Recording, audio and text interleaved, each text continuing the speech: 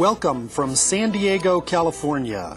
We are reaching you in English, Spanish, Portuguese, live through unique and complex international telecommunication networks via satellite, microwave, and cable.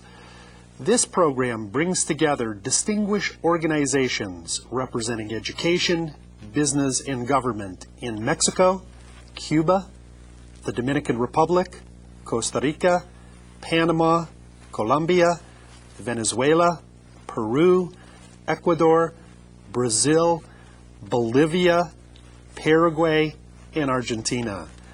We also welcome Spain, the Organization of American States in Washington, D.C., the United Nations Conference on Trade and Development in Geneva, Switzerland. Today's program has been co-produced by the California Distance Learning Health Network, which has been partnering with ITC over the last few months. CDLHN's goal is to bring educational opportunities to healthcare professionals in far-reaching areas of California and now through the ITC's network to Mexico and Latin America. We welcome once again their network of sites throughout the United States. During our program today, we will examine health and productivity, a balanced approach toward our well-being and organizational success. This is the fifth video conference of the year 2002 series entitled Excellence with a Global Flair. I'm Professor Peter Anderson of the School of Communication here at San Diego State University, and I'll serve as your moderator for today's program. In recent years, my own research has focused on health communication and disease prevention. I'm a principal investigator and consultant on several major cancer prevention grants from the National Institute of Health, and so I'm particularly interested in today's program. Health is perhaps the leading concern of the 21st century. Increasingly, people have come to recognize that good health is more than luck. Good health is a function of many factors that are under our control. Good nutrition, clean air and water, childhood immunization, avoiding smoking and secondhand smoke, exercise, weight control, stress reduction, and proper rest and relaxation are behaviors that individuals can employ that lead to better health and longer lives. Throughout much of the world, baby boomers are anticipating far longer lives than previous generations, and the search for better health has become a preoccupation with people and governments that seek to reduce the enormous cost of health care through health prevention programs. Similarly, a huge number of companies have realized that their productivity depends on healthy, happy workers. Absences due to illness cost corporations billions of dollars a year. Likewise, health benefits and a healthy workplace complete with workout facilities and an absence of toxic agents are a major part of attracting and retaining quality employees. Worker turnover also represents a huge cost to many companies, and any program that promotes worker retention is very valuable. The challenges are formidable. How do corporations or governments get people to change their health behavior in a positive way? How important are international and environmental health standards to all of us? Can ill health cripple a nation's economy? We are very fortunate to begin today's program with three leading experts to discuss the interrelationships between health, business, and productivity. First, it is my pleasure to introduce Dr.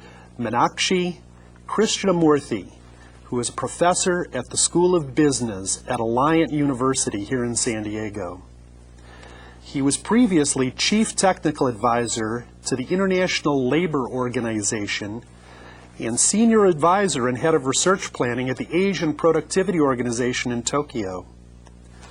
He has consulted for public and private companies in India and the United States, and for the United Nations in Sri Lanka. Thailand, and Singapore. Dr. Krishnamoorthy's specialization is to increase organizational productivity through education and training, often by linking health to productivity. Our second guest, Dr. David Jacobs, is a research professor at Fairleigh Dickinson University in New Jersey, an adjunct professor at Alliant University in San Diego, and a member of the California School of Professional Psychology. His research experience focuses on studies on stress-related disorders, signal reception, biofeedback, depression, and psychogenic aspects of hypertension. Dr. Jacobs has been co-recipient of a number of research grants from the National Science Foundation. Dr. Richard Gevirtz, who is not with us today, has recorded a demonstration of how we monitor a person's stress. He is a professor in the health psychology program at Alliant University in San Diego. His primary interests are in understanding the physiological and psychological mediators involved in such disorders as muscle pain, gastrointestinal pain, fibromyalgia, chronic fatigue syndrome, panic disorder, functional cardiac disorder, and other syndromes. He is author of numerous journal articles and chapters on these topics. Welcome to all of you. Let us begin with this question. How do institutions overcome people's resistance to leading healthier lifestyles? Gentlemen? Dr. Anderson, I think it's a very interesting question that you have posed. I just recall what happened to me yesterday in the morning hours. As you know, San Diego has an excellent climate, and we want to live a happy life here in San Diego. So in order to do that, particularly as the summer is approaching, one of the healthy lifestyle is to be able to swim or to go a jogging or just breathe the fresh air that the God has given us here. And so I went yesterday to the swimming pool in my compound, but it was 55 degrees. And it was so cold, but I pushed myself in. For the few minutes, I had problems. Then I did my swimming about 20 laps, and at the end of that, believe it or not, I had a transcendental quality of life. How does one overcome resistance? There are two ways to do it. One way is continuous improvement, and another way is re-engineering. Now, the re-engineering part, I would like to tell you another story. I had a friend who also was the person I was training in Bangladesh when I was working for International Labour Organization. He was a chain smoker. He just could not get over his habit. One day, he comes to the office and says, Krishna, that's how everybody calls me, Krishna, I've given up. I said, how did it happen? He said, my daughter told me, if I keep smoking, I'm not going to speak to you anymore. That extreme but effective, eh? Right. There is that's the concept of re-engineering. Yeah. Very good. Complete break.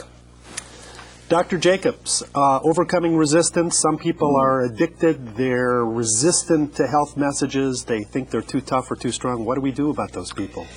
Well, the institutional issues, which are the ones you started with, are really interesting. The most obvious kind of thing, and some institutions do this very well, is to provide a lot of information on a sustained basis to whatever audience it is that they are primarily involved with. I'm thinking at this point of large corporations, for example, that have thousands of employees, and some of which have actually developed things like tobacco consumption control programs. The nice thing about the institutional setting is that those messages can be kept around. Yeah.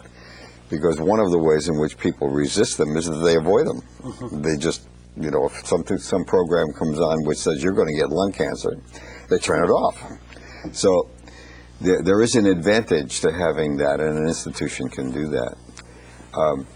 I think another thing that they can do is to provide incentives. Yeah. And that's really important. What does it do to you, or for you, perhaps would be a better way to put it, on the job if you do stop smoking? What does it do if you stop drinking alcohol excessively? And so institutions can generate all kinds of rules about that. There are many other aspects of that, but it does seem to me that the institutional settings are, potentially at least, very powerful sources for overcoming resistance, and I don't think we use them as well as we might. Beginning to, but we could probably do a lot better. Indeed, and there's much to learn about how to do it. Very good. Well, thank you for those excellent insights. Now let's begin with Module 1, in which Dr. Krishnamoorthy will tell us how health, stress, and productivity are interrelated.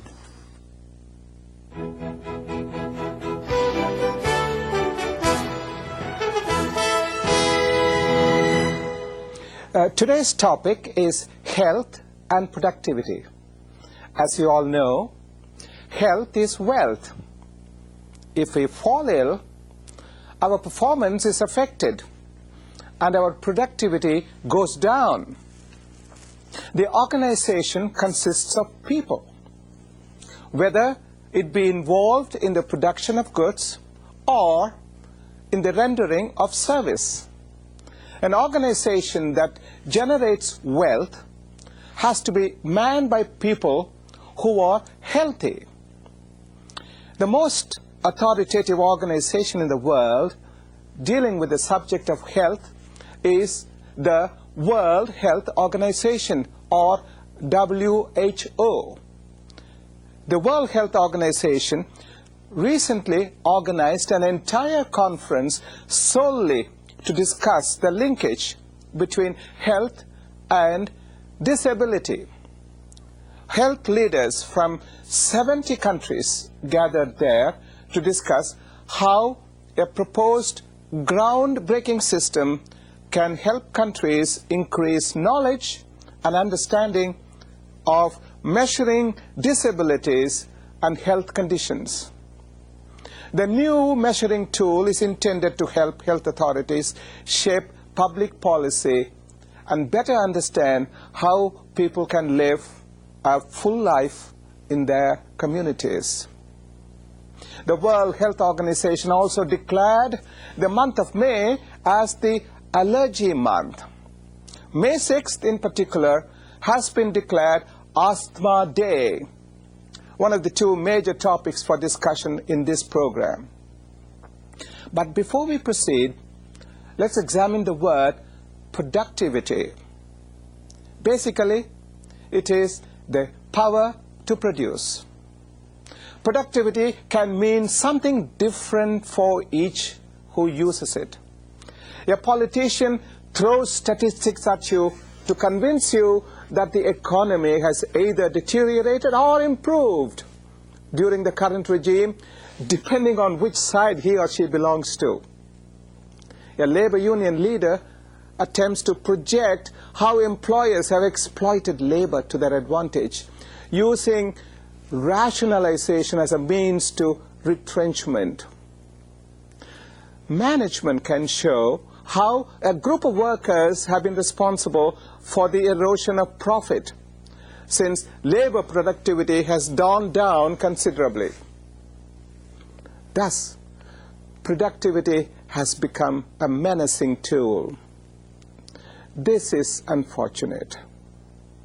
We do live in a competitive world where productivity matters and has become our passport for survival. We need to take a holistic view and remember that productivity gains result from people working together. For example, The value of the International Training Center lies in its network of people who contribute to its vision of global understanding.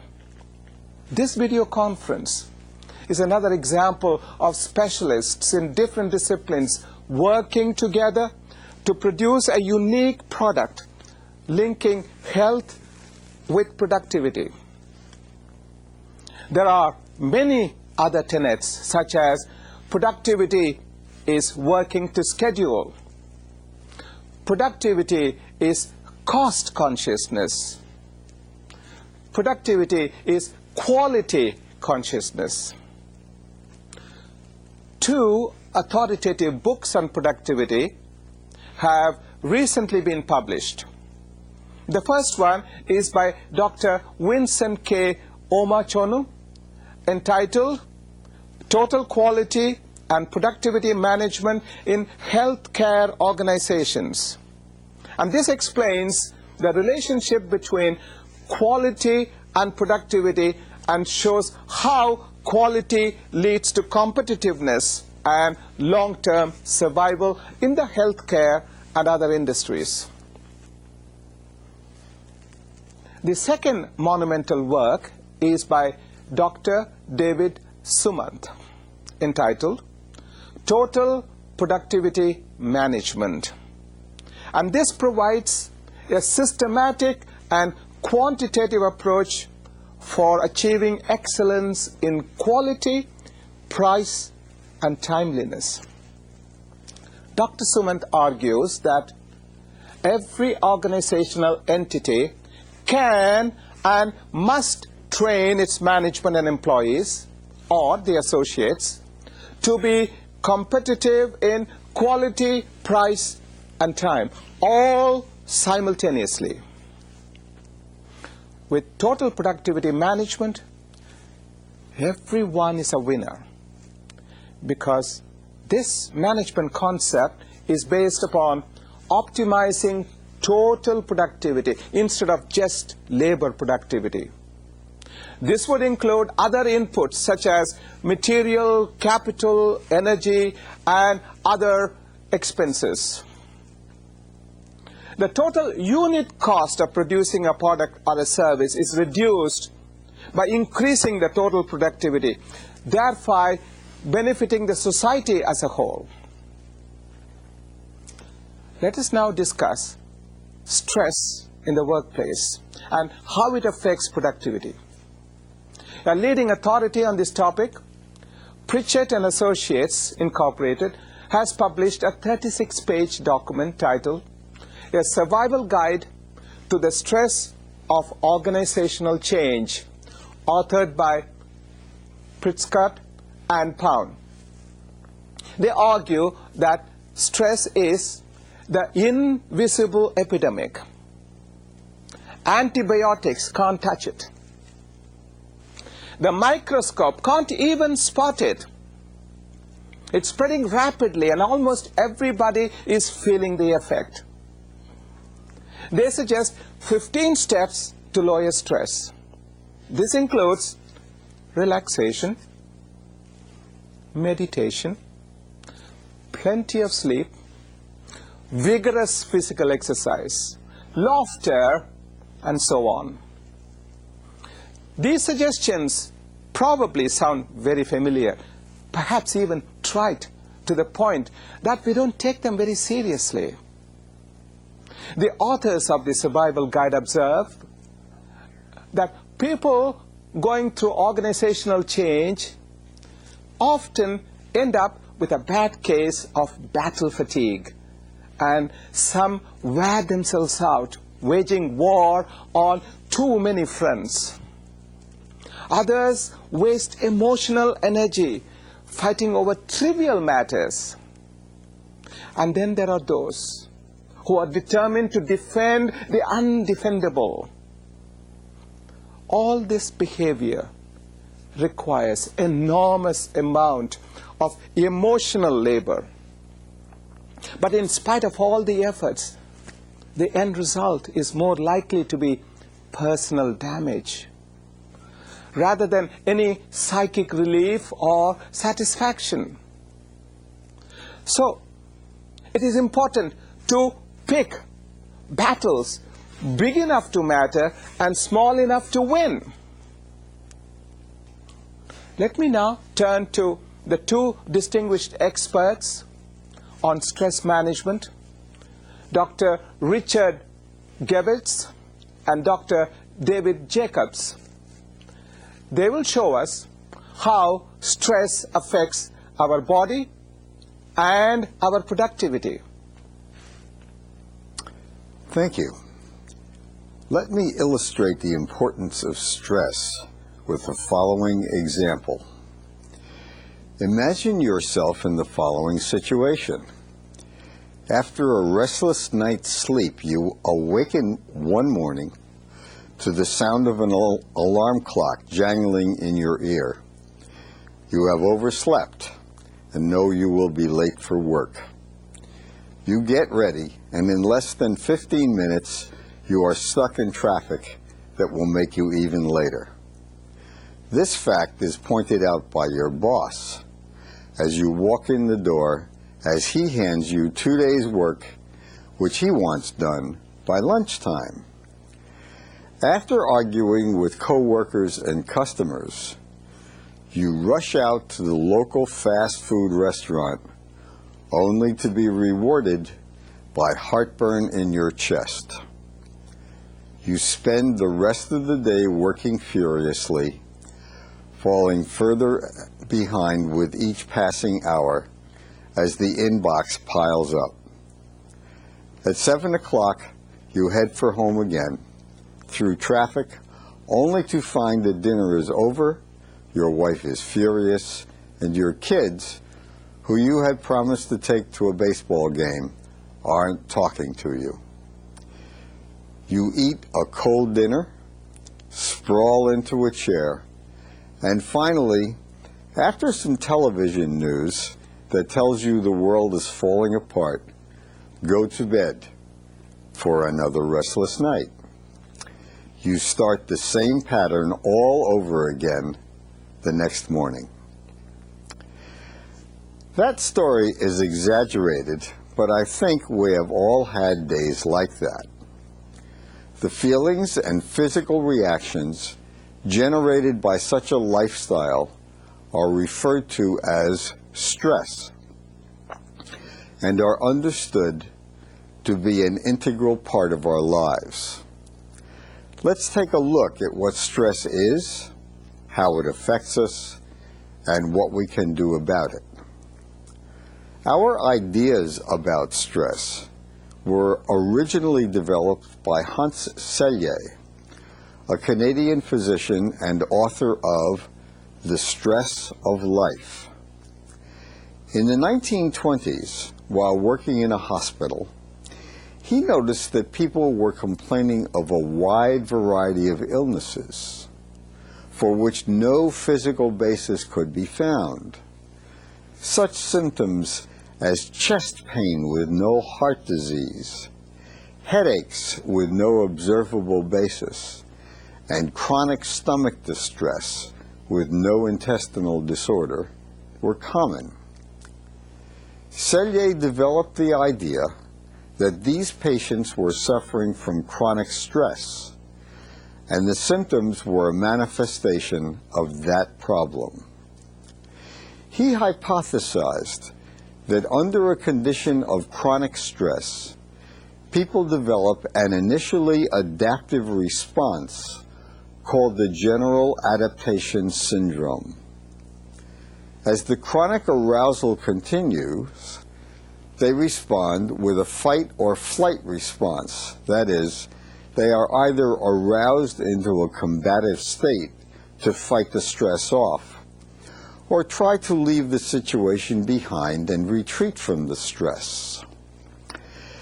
Depending on the circumstances, either of these can help overcome the effects of stress on a temporary basis, which permits the person to continue with their normal round of activity. But if the chronic arousal continues, the body's ability to adapt to it weakens, and it begins to succumb to various illnesses related to the stress. These illnesses worsen as long as the stress continues, until the person becomes seriously ill and even face the possibility of death. In Sellier's work and those that followed him, it became clear that stress could be defined both as a consequence or as a cause of something. Actually, both of these are legitimate, and the more neutral definition that incorporates both of them is thinking of stress as simply arousal. When you come out of a state of profound restfulness, your arousal level goes up, and you are, by that definition, stressed. But that is not necessarily a bad thing. Imagine a situation in which your boss gives you an interesting and challenging assignment, and you eagerly go to work on it. You work hard, overcome obstacles, and achieve a successful outcome. Are you stressed? Yes, but in a good way. We will call this kind of arousal eustress. The other kind, where the arousal goes on too long and involves problems that are impossible to solve, we will call distress. The determining factors are therefore the length of time you are stressed and whether or not you can envision a solution to your problems. Let's define the things that cause us to be stressed in the first place.